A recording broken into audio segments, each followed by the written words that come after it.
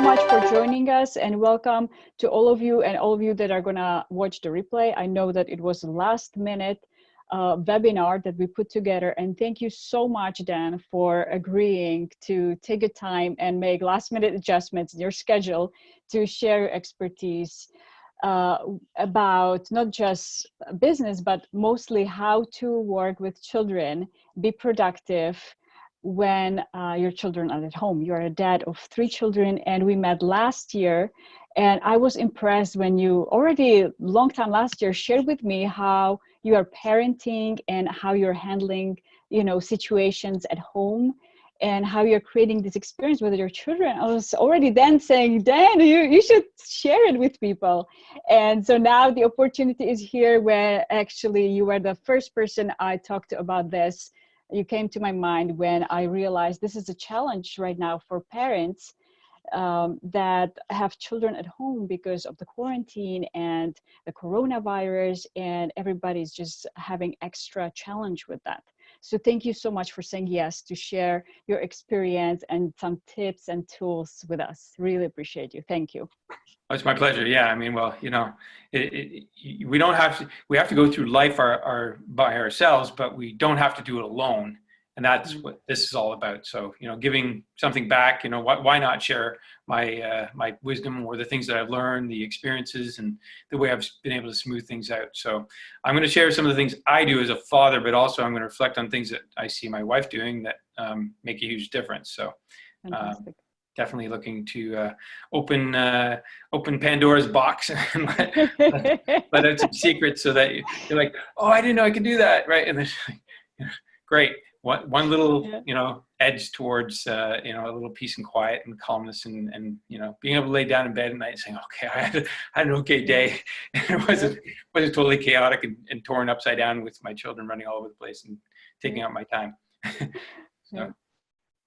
By the way, if you see me crying, I'm either moved and touched, or I just have allergies. Everything is blooming right now, so don't get distracted by my tears spontaneously falling off my eyes.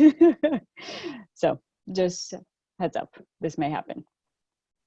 So I'll give the word to you then. What would you say we should start talking about first? What would be the number one thing you would want to share with parents that are watching us? Well, I think it's about expectations, because the moment I mentioned this webinar to my wife, she said, the most difficult thing is the expectations, and it's not expectations of the child, it's our expectations. So, you know, that is really, you know, that's important, because if our expectations aren't set, then, you know, how are we going to communicate and relate to our child, you know, and without knowing what we want? So my wife told me, she said, and she started homeschooling a few years ago with our children, and we have 3 of them. And so she started off with 1, but the expectation was that they knew how to operate and communicate and get things done, you know, and my son is 12 now, so he was 8 or 9 when we started. And so, you know, just that alone was a huge challenge, because the expectation was, you know, he's 8 or 9 years old, he should know, you know, there's he should be able to handle it. But you know, so that's, you know, that's the biggest thing, is for ourselves to have expectations about how things are going, set our own, because if we set them too high, which is what my wife did, she set really, really high, and it was like a huge battle. It was like, you know, why aren't you doing this? Why aren't you getting your stuff done? Why is it taking you so long? And, you know, and all these why? And it's like, well, because they don't know how to do that. They know how to sit in a classroom behind a desk, because that's what my children did up until a certain point. They know how to sit there and take orders from a teacher and be obedient, because that's the way it works in the class, and everybody does it. And you feel, you know, you feel the peer pressure that, you know, if you act up and the teacher yells at you, that, you know, you're going to get in trouble. So, so very obedient at school. At home, mom is mom, teachers are teachers. And so as soon as you shift to becoming a teacher or, you know, an educator, whoa, you know. Yes, what I'm hearing is kind of specify the role. So set expectations, kind of what came to my mind when you were talking about expectations of what our children can do or cannot do. Like it's 11-year-old, it's 5-year-old. Even when I tell them the first time, it's going to take probably longer for them to actually, learn it or get used to the new situation, and be compassionate with children, just like even in relationships with, differences, men, women. We also need to be mindful. Children are not us. They are not thinking the same way as adults do. They're thinking in their own, whatever age they are, at the stage, they're thinking in a way that is for the stage, right? And kind of specify, now mommy is not a mommy is the teacher, or daddy is the teacher right now. This is what we know. Is that what you're? Yeah, So well, that's the whole thing. Like, a child's mind is set on play, like Yes. even at school, I'm sure they're sitting there learning, thinking, when is the next recess? When is the next thing that we're going to do that's fun, that I can play? Because that's all they want. They want play time, and they want attention, Yes. And by the way, we can ask for whoever's listening in here live, type us in the chat, type in the chat, let us know how old your children are, because that will help me to, if you have multiple children, let me know the ages, because that will help me to give you some advice as to how I manage that, and how my wife does too, because it's different for every age group. But yeah, if you don't, just coming back to what you said and what you questioned, your question is, what expectations are we going to have when a child doesn't even understand, and they're totally tuned into play. Right. Yeah. It's like, that's all they really want to do is play and have fun. And up to a certain age, even like up till age 6 or 7, a child is in what's called a hypnagogic trance, and they do not reason at all up until that point. So they're not reasoning at all. So for anybody who's listening live, or if you listen to the replay, if you have a child under 6 or 7 years old, depending on their maturity, females mature, girls mature faster, boys a little bit slower, but they're not reasoning, and you can see it. When they, if they see something, they say what it is. Like my son came out of piano lessons once, and he had a substitute piano teacher, and he came out of the room, and without any hesitation, he goes, "That was bad." Like right out loud, right? Like, no, that was bad. My wife's like, it's funny. I just even remember the things that are going on the internet now from parents sharing their embarrassing experiences, and one of them was he was on a conference call with a team, I don't know how many people, and his little boy came running into the room, "Daddy, I need to poop." So that happens. And I see in chat that Lisa says 2 boys ages 13 and 10. So yes. what would be for that age category, let's say from pre-teenage or early teenage age? Well, definitely for the preteen. Again, they're in this state of mind where it's all about play and fun, and they're looking for things to be entertained. They want to be entertained. The 13-year-old might be much the same, but and they'll probably find ways to entertain themselves with electronics and so on. And I don't highly recommend that. It's up to you how you manage that, but I don't give my children free for all when it comes to electronics, because then they'll just immerse themselves in that, and it can be very, very addictive and very easy to consume them. Like. I'll say to my children, how long have you been playing those video games for? Well, maybe a half an hour. And then I can go and check. And I said, it's 3 hours. And they're like, what? Yeah. Because that's, wow. So I give them the evidence that says, and then I say to them, well, that's 3 hours of your life. And they're like, they don't like that. Actually, they feel apprehensive. They're like, I just invested 3 hours of my life in that video game, and I thought it was 30 minutes. And so yeah, for those ages, I think that definitely 10 to 13, they're into the video games and videos and electronics and so on. And you have to kind of manage that. So even setting expectations for that. And we did it early on, which made it much easier. We had them set timers for 20 minutes to have video game time. And that's it. Timer goes off, shut it off. That's it. And, not a timer that they're controlling, because then they'll say, well, I still have more time. A central timer, one on the stove, one on the Google Mini or something like that. As soon as the alarm goes off, everybody hears it. It's like, okay, time's up, right? Yes. And so things like that. So that's an external expectation, setting one with your children about electronics, because otherwise they will just totally consume themselves with that. And it can be really challenging to overcome that or to shift that after a while, because that'll become a natural thing for them, a normal. They will drift right to those devices and then be controlled about that, or controlled by them. And because they're very addictive, they're very inviting. They encourage you to play more and watch more. One thing after another, and I'll tell you a true story. And I wasn't even a teen; I was in my 20s. I was working for a company, and I was renting in a house. And the guy in the house, he was a computer guy, and he had a game on there. I got on that game at 11 o'clock at night, and when I went to turn it off, it was 7 a.m. I didn't even know where the 8 hours had gone. Wow. so then after that, I said never again, and I just dropped it. But anyway, we do have a comment that she does it with her children, but other parents are always on their phone. So what I'm hearing from you is you've mentioned that kind of set the timer. So kind of create a schedule with your children. Kind of go over their day. This is what we do in the morning. This is what we do after. You have playtime, and this is going to be this time, of the day. Let's say this is the timer. Once the timer goes off, we'll have lunch, and after lunch we go for a walk, and then it's going to be school time again. For me, it's going to be, I don't know. And so kind of give them directions, what I'm hearing, and also give them like a set structure with the time specified. And the alarm, yes. Right? And it sounds like also from the comments that maybe, what would you say to that the parents are always on the phones?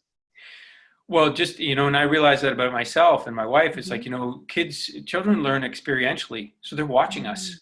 Yeah. And so even if we're doing business and communicating about something that is maybe revenue earning or income producing, we are on the device. They may not distinguish. They may say, well, you're sitting there staring at your phone or listening to things. You have your headphones plugged in all the time. You're talking to people and texting and typing. And, so why can't I be on a device? That's what I think as well, right? Like we have to set that example. I mean, we might explain it to them, but also we have to, realize maybe take some breaks. So, yeah, you were right on point. She says, that's what they say to us. Yeah, you're on yours all the time. Why can't I be on it? Well, because you're hooked on video games and videos that aren't very substantial or very educational. But again, they're not going to relate to what we're doing. They don't understand it. So I would even say a step further then is to explain, I'm using email. This is what I do with it. A message comes in, somebody's asking me something, or I'm promoting something or offering something, and I'm communicating about that. And what it does is it helps that person make a decision or to step forward or to do something. And then it might produce money for us. And then we buy food and groceries and vacations with that, like give the, go the deeper level instead of, hey, I'm emailing back and forth. They're like, well, what's email, right? Like maybe they're not of that age where they understand that. So that's what I think. And also,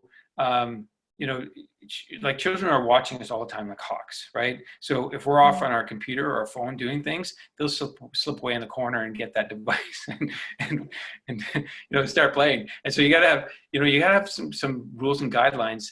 And I'll say there's a great Dr. Shefali has a great book and great teachings, and I've watched some of that and learned from it. But also there's another woman, I'll remember her name in a moment, but she has a great program as well, and she teaches the when-then rule. So it's like when you finished your school exercises, then you can have 20 minutes of game time. Or when you've cleaned up that giant Lego mess in the living room, then you can have your lunch. So when, then, and it's very simple. And if you get into the habit of using when, then, they will understand that. And so then you can guide them easier. And, for homeschooling purposes, just so you know, homeschooling takes no more than 3 hours, and that's for the older children. 3 hours. So basically by noontime, my 12-year-old should be done his work. And if he's not, it's because he's been lingering and so on. We had to establish breaks. Break times are 10 minutes. They're not taken together. They're taking them off in the playroom or something like that. separately. So if somebody's on a break over there, nobody else can take one at the same time. They set a timer on the Google Home or Google Mini or whatever. Yes. That's it. And the timer goes off, 10 minutes is done, come back, reset, get going again. And yeah. you know, they have a certain number of breaks. Our 6-year-old, he wanted 3 breaks. He takes 30 minutes to finish all his exercises. So I was like, you're taking 30 minutes to do your exercises and you're taking 20 minutes of breaks, or even 30 minutes of breaks. That doesn't work, you know. Yeah. So so I see a question here. How do you schedule your day around theirs? Okay, or do you schedule their day around yours? Okay, so you know, the ultimate solution, and it's not perfect, but I did this with a client of mine who has a 3-year-old. So it might be different for you if you have older children. But the thing is, you have to establish your schedule first. So establish a schedule, and then you're going to tweak that. And so what I did with my client who has a 3-year-old, she had to get up earlier. So she started establishing her wake up time as 5 a.m. She knows from 5 until I think it was 7:30. It's her time and time to do some business, personal time. And I really recommend you take some personal time when you wake up, maybe 30 minutes, 40 minutes, an hour, whatever you can take, but take some personal time out, set yourself up emotionally, physically, mentally for your day, do some physical exercise, maybe a walk, maybe run on a spot. If you have equipment, do something on that. Something that gets you self-prepared, because when you know, when things happen, you know, when stuff hits the fan and you're upset, you know, you're going to be able to handle it better because you took time out in the morning to get yourself set up for your day. So important. There's many books on there, The Morning Miracle by Hal Elrod and many other books, but you know, just take it from me. I've done enough research and studying and practicing for years, and your morning ritual is the most important thing that you can do for your mental health and your stress management and so on. So yes, what I did with my client there was I helped her establish a schedule, and then we came back actually the next week and then retweaked it. So if you're doing it yourself, you're going to have to do it maybe with a spouse or somebody that you know that you can reflect things off of. But you know, basically you want to have time frames where you're going to be doing things strategically and getting things done. And so with this particular client, we did a couple things. It's a 3-year-old girl. She's going to come in and interrupt, mommy, this happened there. I'm watching this thing on TV and you know, little stories, and that's little interruptions. So what we did was we found that she could do, have strategic times that were blocks of time that were uninterrupted when her daughter was sleeping. So that's either early morning or late evening, definitely uninterrupted. And her husband can handle it outside of that. And then the other thing that we did as well is to establish timeframes where she was going to do things and focus. And I said, why don't you make something symbolic of you focusing? So she wears headphones. So I said, put those headphones on, tell your daughter, mommy's going to be focusing. I'm going to have my headphones on. I'm going to have them on because I'm listening and I'm doing other things and I might be talking to other people. So if you could just give me this 60 minutes and we'll set a timer. She was setting a timer with her daughter too. And then she would just get to work. And it wasn't perfect, but over time, her daughter is adapting and she's not interrupting. She sees the headphones. She's like, mommy's busy. Good. Okay, I'll leave her alone. I know that I get her full attention in 60 minutes or when that alarm goes off. And so yeah, that was one of the things we established. But we established a complete schedule from 5 a.m. until bedtime. 9:30 p.m. Yeah. Like a complete schedule. You know, take a calendar, you know, you can print them off the internet, pull them off the internet, or just write one down, but have every half hour, and then set a schedule, and then just look at tweaking it and modifying it and adapting. But also, yeah, you're very welcome. Yeah, I'm happy to help. The other thing that we did was she, you know, she's communicating with her daughter and letting her know that, you know what, these are uninterrupted times when I have the headphones on, but when I don't have them on, I can be interrupted. So there are times when my client was doing things that aren't like requiring a ton of focus. And so because it doesn't require a ton of focus, she can handle a little interruptions. She doesn't have to get back on track and concentrate and focus again. It might just be little, you know, communications on social networks or something like that. So those are times when she's allowing interruptions, and you're going to know when your child wants to interrupt you. If they're energetic and alive and and going full tilt early in the morning, Yes. those are going to be the interrupted times. Later in the afternoon, they might be quiet, calm, watching something and just, by themselves. So I'd say after mealtime, get ready to be interrupted. They get energized after mealtime. Most kids do. So I noticed that. I'm like, what just happened? Why are you so wired? Well, and then my wife's like, they just ate. I'm like, oh, okay. Yeah. They got all this energy in it. Ready to burn it. So. I love it. Thank you. What I'm hearing from you is the importance of creating some sort of rituals. Like the headphone is a ritual. So what kind of ritual you could create with your children that would separate the playtime versus focus time for mommy or daddy, and uninterrupted? Maybe put something on the door, a cap or a hat or something, or just a symbol. Mommy's working. Mommy's going to be in the office for an hour. Don't interrupt me unless you are seriously hurt or something like that. Would you think this is kind of any other ideas? I see most of our people have like 8, the youngest age, and the 13 is the oldest. So preteen teens. Yeah, well, yeah. And again, they are past that, they're reasoning now. So you can reason with them. It's not like a 3-year-old. So you can reason with them. And so you have to establish the boundaries and guidelines fast and early, because if you don't, guess what? They will settle into some patterns and routines and so on. And wow, I mean, it's hard to shift that once they've established some sort of comfort level as to what's going on. It's probably like this in most houses. I don't know why, but my children listen to me when I come in the room. All ears and eyes are on me. When my mom's there, or when the mom's there, everything goes, right? Yes. And so, but that's also a mindset thing too, right? Train people, even children. Well, and I've talked to some friends of mine who've had multiple, like 4, 5, 6 children, and I remember asking, did your children listen to you? She goes, yes, they did. But she set the standard, Yes. There was no exception, right? Whereas if you're a little soft and forgiving and so on and malleable, then it's going to be difficult. So I think that, you need to establish boundaries, expectations early on, especially with any child that's over 7, 8 years old. They are reasoning, they're understanding, they communicate, and there's no question about it. In fact, I wrote down just the priorities. What are the the biggest priorities? And I started talking. We have family meetings, so we have a family meeting, and I said, what do you think the biggest priorities are? And they started blurting them out, and I was checking them off as they said them: water, food, shelter, heat, electricity. And I was like, check, check, check, check. And so they provided that feedback. And we do a weekly family meeting where we do that. We start off, what are you grateful for? And they tell us what they're grateful for. And even the youngest child, so we started at age 3 with all of my children. What are you grateful for? In fact, every night we do what's called gratitudes and affirmations.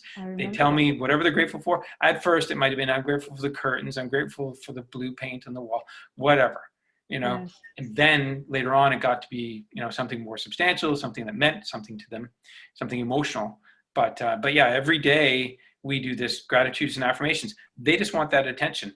And at this time in my life, if I am somewhere else in the house, they will come and find me and say, we are ready for gratitudes and affirmations. I love it. Talk about, programming. And I'm so happy about that, because I know what they're going to do. They're going to have children and they're going to repeat the process. Yes.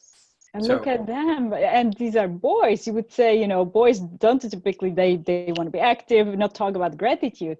How, they're going to grow up into men who are wonderful parents and partners even in their lives, focusing on what they're grateful for.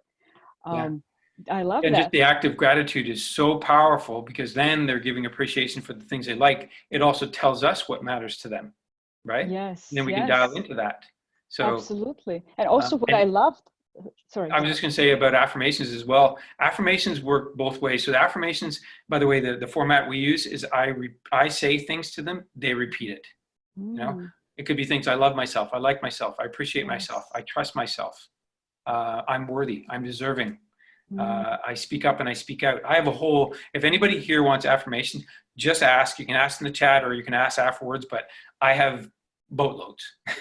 And because I have friends who practice this. I have a friend who writes 2 hours of affirmations every day, and I can see his lifestyle as a reflection of that.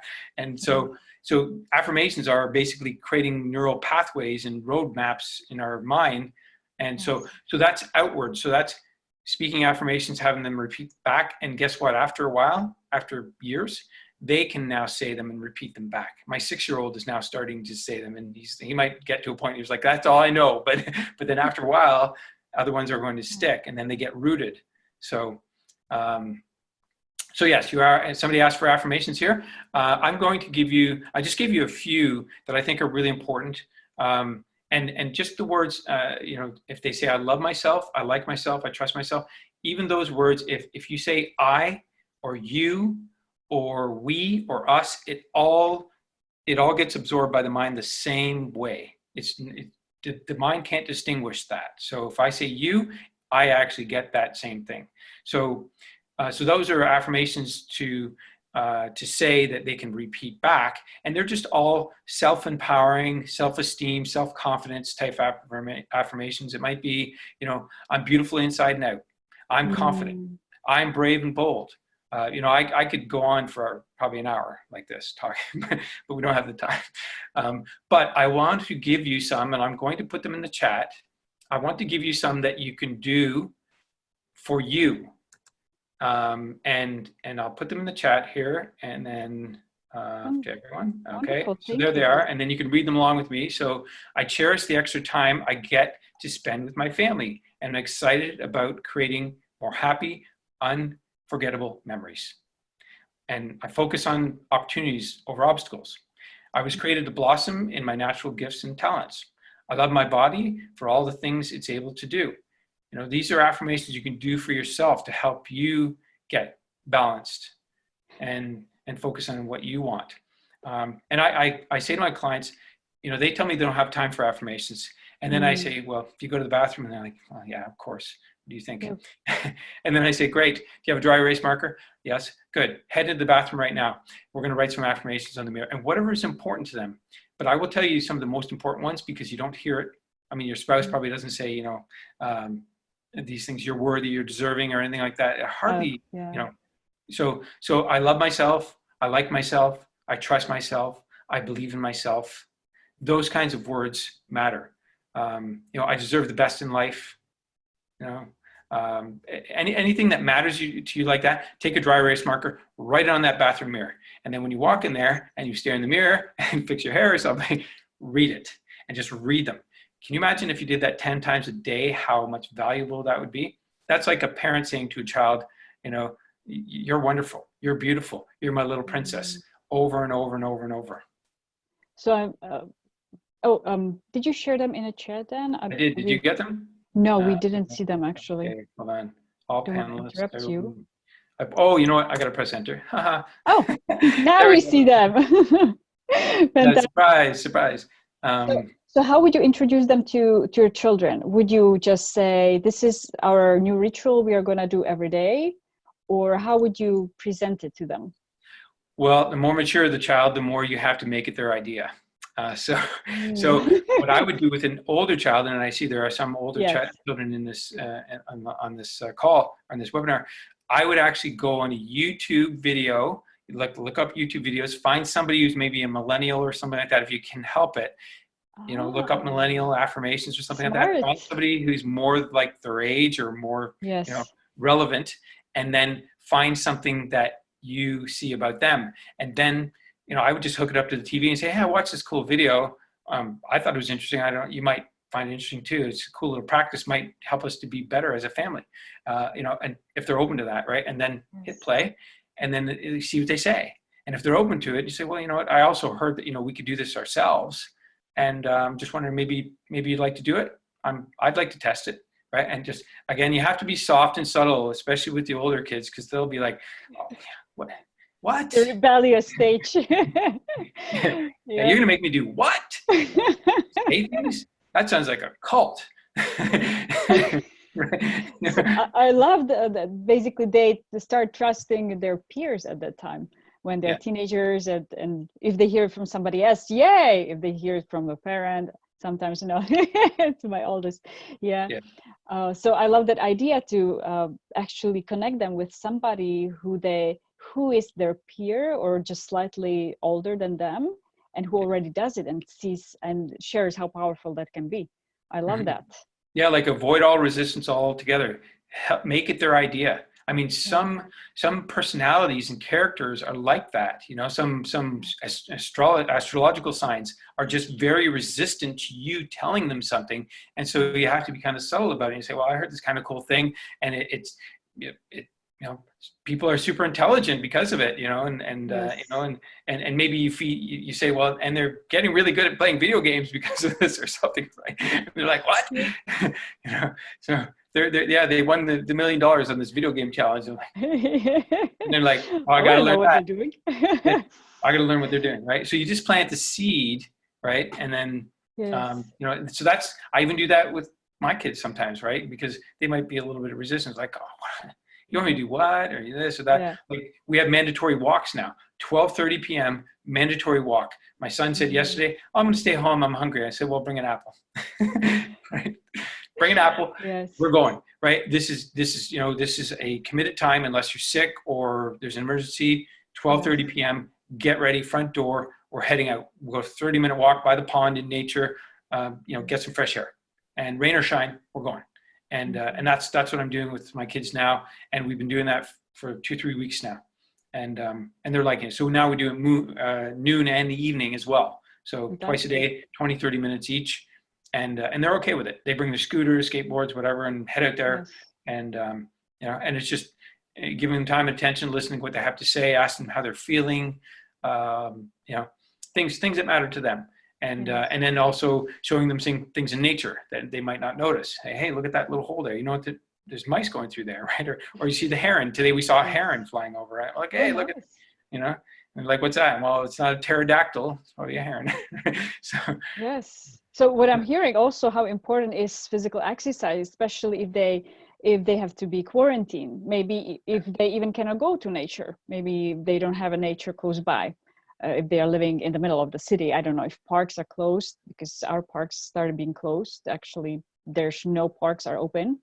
So we can just walk up the street. So just take the walks up the street, or maybe create an exercise space at home, and maybe allow them to find some maybe YouTube videos. Or what would you say about that? What would be your recommendations? Well, let me comment on just walks just in the neighborhood as well. I mean, I realize you may not find nature everywhere, but just go walks in the neighborhood and get out there, because movement is medicine and nature is nurturing. And so just remember that, and just movement gets emotions out. Tony Robbins is a big fan about it. He says, motion causes emotion, or let's go of emotion. So if you have pent up emotions, I mean, I used to do this when my kids were fighting a lot. I'd say, we have a block here, and I'd like out there, run around the block 5 times. And then after a while, whoa, they would not fight, because they were like, oh, I don't want to do that 5 laps around the block, right? And so, I know that sounds pretty serious, right? But I had to handle it that way with them, right? I had to create consequences, like when, then kind of you created when you were sharing before, when you are fighting, you're going to go around the block for a run.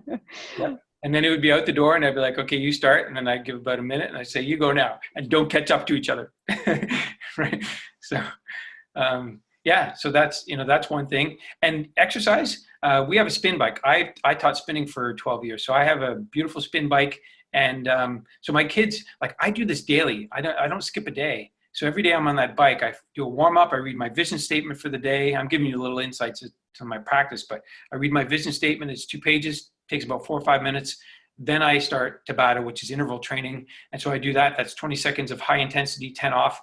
So 20 of high intensity, 10 seconds of low. And I just do that 8 times and I'm done. That's it. So now they go down there, even my 6-year-old, and he's like, I can't sit on the seat. And he's just standing on the pedals and he's pedaling away. And so they're getting on the bike every morning. They plug headphones in, play music. Or if they want, we have a stereo down there. They can turn that on and blast it. I'm okay with that. But whatever they want, something motivational. We have all sorts of music and YouTube and all that stuff, so they can listen to whatever they like.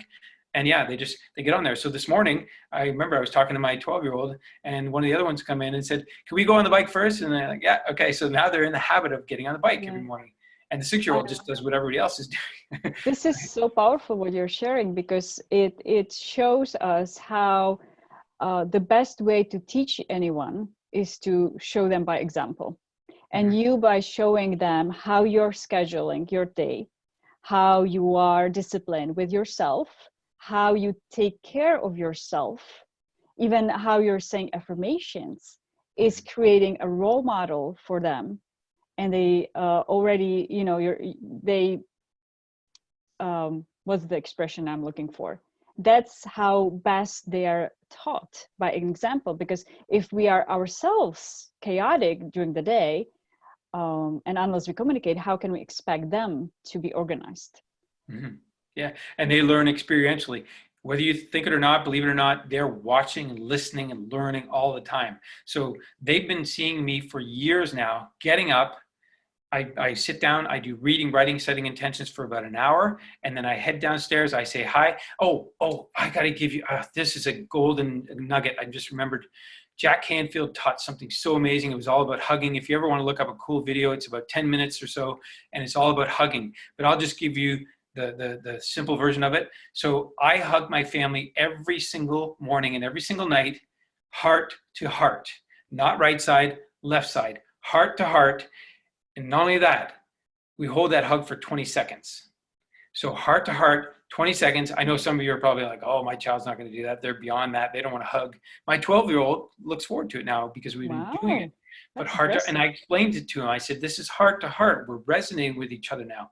And what I do silently, or sometimes out loud if I want to as well, I say things about them. I say, you know, you're beautiful, you're smart, you're intelligent, you're bright. You know, you bring a magical light into our family and inspire us. And I love that you help out and look out for us. And you know, whatever comes to mind, I just speak it out or say it silently. And so I'm basically giving these heartwarming vibes. We're heart to heart. And yeah, Jack Canfield, this video talked all about that. But heart to heart really matters. 20 seconds. You don't have to count. Just hold it. But every morning, every night, every morning, every night, every morning, every night, and they get used to it now, and they're expecting it. So think about that. You know, you're going to plant a seed that in your children later on, they're going to be giving hugs, heart to heart, right? So that's, you know, right side instead of left, which is typically most people hug on the left side.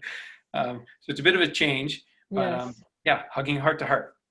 And so that's something we do every single morning. So they see me they see me looking for the hugs every morning. They see me going for my walk every morning. I go for a walk by myself. That's my nurturing and prayer time. And then they also see me get on the bike and do yoga and breathing. I do breath work, you know. So I'm giving you little nuggets. There's also a great app if you like breathing exercises or things like that. Wim Hof is a great guy. There's an app. It's free, and if you grab it, I'll show you where to find it because it might be a bit challenging. So it's called the Wim Hof method, and so that's what it looks like when you open up the screen, and then you click that little blue, the lungs. Sorry, I'm trying to do that. So you click the lungs, yes, and then right here you click this one, and that's the video, and then you just click play, and he starts, and anyway, I got the volume turned off. So anyway, just so we're not getting interrupted. But basically, it's 4 minutes of breathing, deep breathing. So I've been doing that every day, every morning, and it's amazing. So there's breath work, because breath work, you don't realize the benefit. I mean, yoga, breathing is the core focus of yoga. I've gone to retreats where we've done breath work with the mask on, and every single one of us had emotions welling up inside of us just from breathing at different rates. So anyway, he does breath work because it's all about making your body and your blood alkaline. So but anyway, that's a little practice that I do. But you know, that it's an app. You can just download it, go where I told you, and it's free, and you just do the breathing. But yeah, just so they see all these things, and they are going to say, if Dad's doing it, it's got to be good. And so then, they're getting on the bike. I get down there sometimes, and my cycling shoes are all strapped and everything. The seat's lower, and you know, I'm like, oh, this is going to cost me 30 seconds. But I'm like, I'm glad they're doing it. Yes, that's what I'm also hearing from all those nuggets that you're sharing is really if children are already at that age that they are more resistant to guidance, not only connect them to peers that you can select that you feel might have a good influence, but also take care of yourself first. Yes. Yeah. Put And that's yourself how, first. yes, put First thing in yourself the morning. first Yeah. before taking care of anybody else. Yeah. And you don't have to do a lot of researching. I mean, where I got hit by like a bolt of lightning. There's a guy named, well, he wrote the book, the Monk Who Sold His Ferrari. And Yes. great book. But yeah, so I studied his book, and then I saw one of his videos one time. Robin Sharma is his name. Yes. And Robin Yes. Sharma, I was like, he said the 5 a.m. club. And I watched it, and he told me all the benefits and how he succeeded and all this. I said, I'm in. I never got up at 5 a.m. except for to go fishing or hunting when I was a kid. But now, man, once I saw that, I was like, I'm up. I'm going to do what he says. And but the benefits are so substantial because, again, if you take care of your inner well-being, your mental, social, not maybe social, spiritual, physical being, then you have more willpower. Because guess what? You start your day with willpower up here, and then as you go along, dip, dip, dip, mommy, mommy, mommy, mommy. Can I have this? Can I have that? Can I eat this? Can I? Can I order pizza? Like, oh, man, one more thing, right? And then by the end of the day, it's wound down. And so, if you can take care of yourself first, then you'll see that you have more willpower, more strength, more ability to be patient and calm, and that's the benefit of it. So. Anyway, so yeah, I mean, it's just little incremental practices. I'm giving you all these little nuggets. You're going to have to resonate, see what you resonate with, and then choose some of the ones that you can start doing. Keep it simple, because know this: habits are very, very, very sticky. They will keep you the same. If you try to climb, try to make a change, it's like climbing a mountain, and you got this habit gravity that's pulling down. Hey, come back down. Base camp is fun. There's hot chocolate here and a fireplace and everything. Yeah, come back. And then you're like, no, but I got to go here because this is, there's something there. There's better, something better. And there's habit gravity. You need velocity. You need strength and power to keep going. And you can't do it yourself. So you have to partner with others and tell them what you're doing and get some support and guidance. And but also at the same time, just be subtle with yourself, because habits are about 90% of our lives, and you're going to go make a change, and guess what? You are going to try and uproot something, which it's not going to be easy at first. Yeah, it's challenging, right? But I call it habit gap. Get inside the habit gaps. Write those things on the mirror. Talk really nicely to yourself. Hug yourself when you say, I love myself. Brian Tracy, he says, hug yourself, say, I love myself. I like myself. I love myself. Say it 3 times in the present tense. That's called vertical learning. Say it to yourself over and over again every day, and you will receive it instead of expecting it from somebody else, which they may never give it. Love and like yourself, appreciate yourself, all those good things. And, give yourself a dose. I mean, think about it. How many bathroom trips are you going to make every day, right? You can go in there and if people in your family are going to think you're crazy, say, I'm going to be talking to myself and go in the bathroom, get used to it. Right? I love it. Oh, also, I wanted to, if you would share, I've heard you before say anything, there's like a change coming. There are 3 things that come up. Yes, there are 3 things that always come up when you're going to make a change. There's also something called the emotional cycle of change, which is the ECOC. I would recommend just look that up, emotional cycle of change. Then you'll see how you go from uninformed optimism to informed pessimism to the valley of despair. It's really neat. It's not new. That's about 40, 50 years old, probably 50 years old now. So emotional cycle of change, but also whenever you go to make a change, considerations, fears, and roadblocks are always going to come up. Considerations, fears, and roadblocks. And so expect them. So if you go to make a change and then somebody around you resists, that's a roadblock, right? They're resisting because you're making a change. They don't like it. They have to change. And so they're not going to cooperate with you. They're gonna be like, I'm not going to get up at 6. Why should I? I've been getting up at 7. We have nothing to do. I don't have to go to school. What? Yes. Right? And so, and so you have to realize those things are going to show up. and something can show up. You can get sick or, hurt yourself or something, and that might get in your way. Or, it might be just your workout gear. You're like, I'm not going to do my workout because my workout gear isn't clean or something. Yes. I remove all those conditions, and I'm going to tell you how. My workout gear is on the back door of my bathroom door. It's my own bathroom. I put it in there, and it's there. I have 3 pairs of cycling shorts, 3 shirts. There's 0 excuses why I couldn't get on the bike that day, right? My You bottle have of your water. systems, so create systems that support you, what I'm hearing. Yeah, systems. Have a bottle of water. First thing, drink water every morning. You're dehydrating Yes. overnight. I have a bottle of water. I use it every day. So once I go to the kitchen, that bottle gets filled up. It goes back on my desk for next day. It's like pattern, and I can't break it now because it's so normal. I've made it so easy. That water's there. I drink it. I do my reading, writing, setting intentions. Head downstairs, hugs, outdoor for a walk. Come back on the bike, yoga, upstairs, smoothie. Then I'm done. Yes. Yeah, but it's just, I'm not saying do all this, but just set some sort of patterns. I love it. And I do also understand that for some parents, it might be overwhelming. If they're running a business, now it's additional stress for them to run it from home. And now, okay, oh my God, I have to create systems. I have to implement all these things. If somebody needs additional help, what is the best way to contact you if you could support them in creating all these routines or the rituals or the systems that can help them make it faster for them and easier to get through the day and get things done and manage their day with children at home? How could you support them?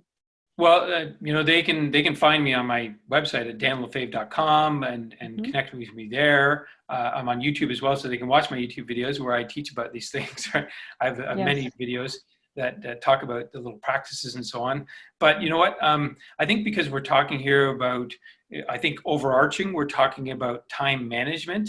Yes. I think that if you had some tools and habits for managing your time, just yourself, I think it would be so beneficial. So I'm going to direct them, if this matters, it's danlefebvre.com/save time now. And I'll put it right in the chat here. Thank you. That way people can go there. So danlefebvre.com/save time now. And it is a report. It's my research, not just my own knowledge, but research on how you can save time and how you can be effective with your time management. That is so important. When you get control of yourself, then the things around you can impact you and affect you, because you'll build provisions and buffer time in there for whatever is to come. But all said and done, emergencies are going to come up, and when they do, you deal with them. And sometimes children are going to need attention, and you just stop what you're doing and give it to them.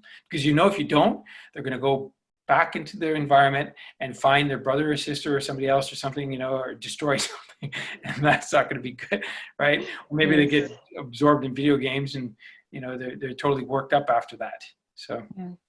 Fantastic. And you're also doing live Facebook videos, right? So if they have any questions, maybe they can even pop up there and contact you through Facebook.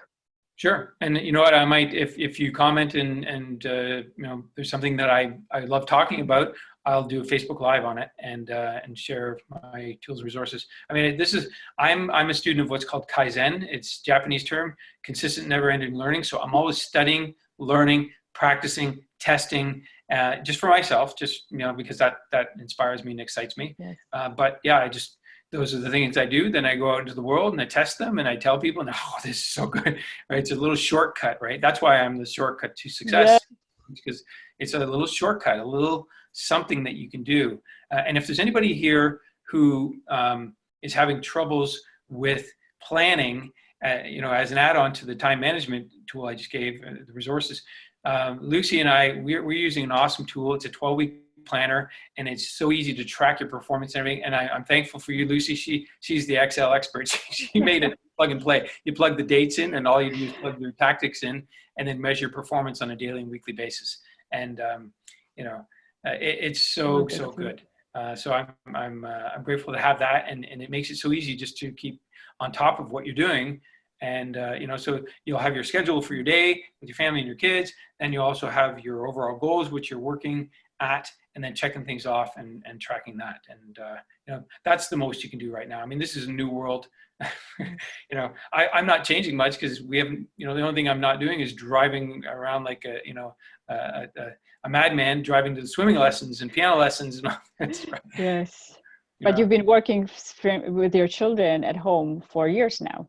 Yeah. So you got it. So there's a hope. If anybody is at this beginning stage and suddenly throw into the situations where they don't know where they stand, where their head is, where the children are, or children coming into their video sessions with their coworkers or employees, it's gonna get better. And you are the proof that the systems and the rituals and the family meetings, they work, and that you can create an environment where you can work from home and have a wonderful family that grows together and with love.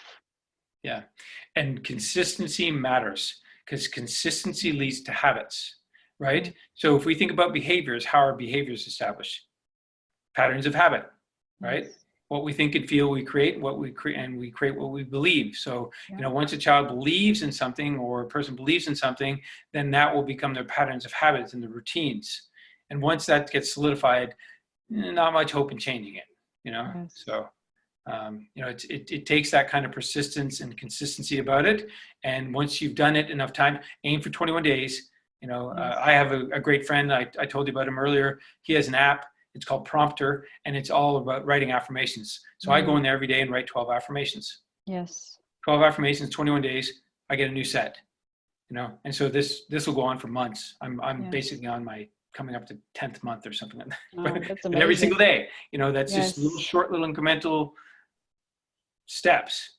But that matters, right? And if you think about the mind, how powerful it is, and there's parts of our mind that are listening all the time. The subconscious is like a hard drive, so you have to give it the right information. If you don't, guess what? The world happens, and you're in reaction mode, and you're no longer getting what you want, and then you don't feel good, and then day after day goes by like that, and you're like, oh man, I hope today's better. And that's hopeful thinking or wishful thinking, and we know that doesn't work. Yeah. That's the lottery mentality. I hope I win the lottery, then I'll be okay. So there's hope, but we also need to take action, and the action starts with taking care of ourselves, of our mindset, of our health, and lead by example, and create schedules. They don't tell you on a plane to put your mask on first for no reason. If you're not breathing, you can't help anybody. You need yours on so you're breathing, so you can be there for your family or anybody else that needs your help. Yes. Right? So always take care of yourself. Take that time out. And like I said, even if it's 10, 15 minutes to start your day off like that. Don't get on there and get on somebody's agenda, emails and social networks and all this. That is, that's going to go against what you absolutely need, which is you need yourself to be aligned first. Then you can go align with the world. And, and I'm proof. I've been doing this for 5-10 years, and I can see the benefits of that. So, and my friend is too. He's probably been doing it for 50 years. So I haven't gotten to the point of writing 2 hours of affirmations, but I'm getting there. 1 hour so far now.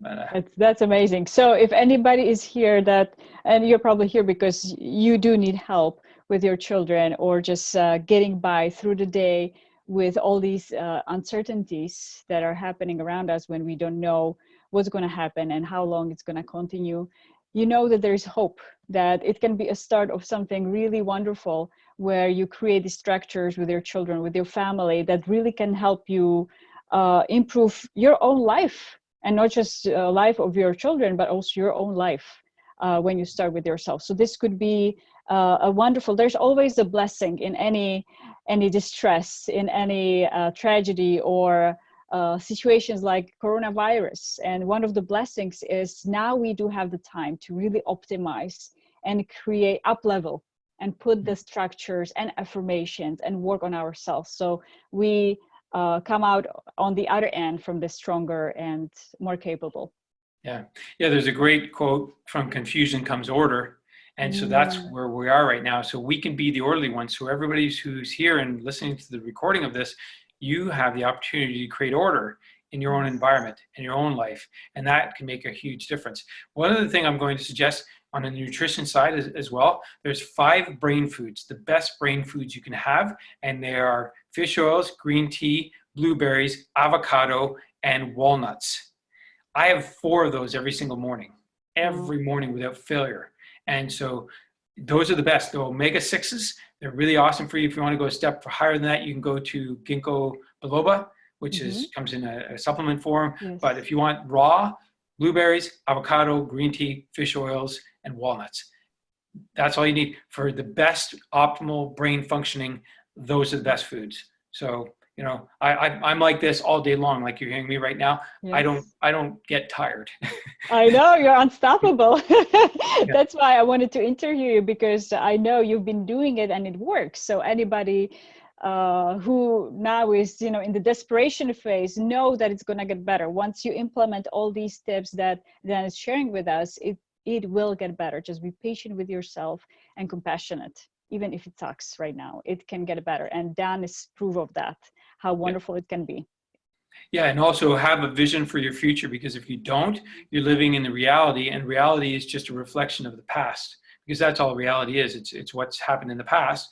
Yes. But if you are just living in reality, then your future is predictable. It's based on your habits, your practices, and what you know. So if you start writing your future, like I did with my children, I asked them, you know, what are you going to do when this is all over?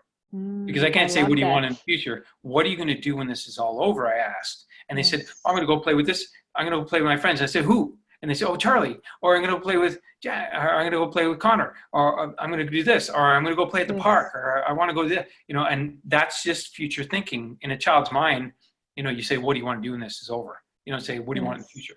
Right? So that alone gets them thinking about the future. We have to do the same for ourselves. Otherwise, we'll get caught up in the chaos and the communications that are going on social networks, real or not, and it's not beneficial. I would actually say limit your amount of media and news time to once or twice a day. That's it. I limit it to this. So I don't watch it. My wife probably knows some things and tells me, or somebody sends me a message or something. And if I need to know something, I learn it that way. I know you might say that's ignorant or whatever, but you're protecting your energy, and you're focusing on what helps you actually get through the situation. You're not focusing on what doesn't work right now, but what can we do, where we want to be, how this could be an opportunity. And focusing on the opportunities and what is there. And I love how you're training your children to do that, because that's a mindset skills that they're getting trained in. It's wonderful that it's going to help them in their lives. Mm-hmm. Well, it's what we focus on. And what we focus on, we're giving it energy. You know, I think of it this way. Would anybody ever drive their car while looking out at the side of the window? No, not for long without crashing, right? So we don't do that in our car, so we shouldn't do it in our life. We should always say, okay, what do I want? What am I focusing on? What am I going to move towards? That's going to make me feel good. You know, that's going to end up being a positive result, an outcome. Otherwise, you know, it's just media and all sorts of information that's useless. And, you know, unless there's something in there that you want to know, then go and search for it. But if it's just, you know, a bunch of chaotic information coming out, and we know how media is, they just give you a little snippet that they want to put out and say, this person said this, or whatever the case may be. True or not, you know, you might absorb it and say, oh, okay, so, you know, it's not going to be over until September. That's what somebody said at Costco the other day. If I trust and believe what they said because I thought that they knew something, I could go around now saying, it's not going to be over until September. True or not? Well, how do I know? The person at Costco said, where'd they learn from it? Well, I don't know. And does it matter? Right? So unless they got a download from universe or God or spirit or something, the information is useless. Yes. So, oh, by the way, Sylvia Brown made a prediction in 2008. Sylvia Brown's a psychic. She made a prediction, and if I could find the image, I would send it to you right away, but I don't have it readily available. But basically, she made a prediction in her book that a virus would come and go, a respiratory virus would come and go. Wow. It would go as fast as it came, and then it would appear 10 years later and disappear again. But she predicted that in 2008. She died in 2013, and you see what's happening here right now. Yeah. So I think that's where something believing in is going to come and go as fast as it came, right? So if it's a That's few, a great belief. That makes me feel better. yeah, I'm Yes. good with it. Hey, I can live Yeah. with a few months, Yeah. a year, two. So choose our beliefs that are, Yeah. and what we focus on. Are we focusing on what's not working as before, on our past, or on the fears, or are we addressing what is ahead of us right now, just like driving in the car, looking ahead of us, and also knowing where we want to go. Yeah. And just know that life is responding to you. It's not happening to you. Life is always giving you feedback. So always look for that feedback, right? And also know this, that, you know, when your thoughts and words become untangled as they pass through your lips and over fingertips. That's why we have therapy. You know, people go and speak to the therapist. You can just speak the words out yourself and get them out. If you walk in nature and just talk things out, or in the shower, sometimes it's good just to voice your emotions or write them down.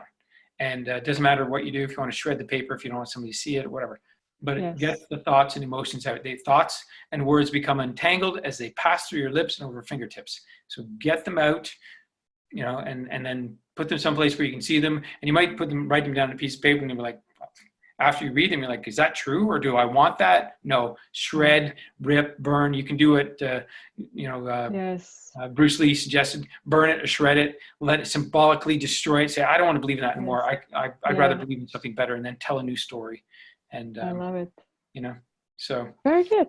anyway. Thank you. Thank you so much. We are already, wow, we've been talking for an hour. We are unstoppable.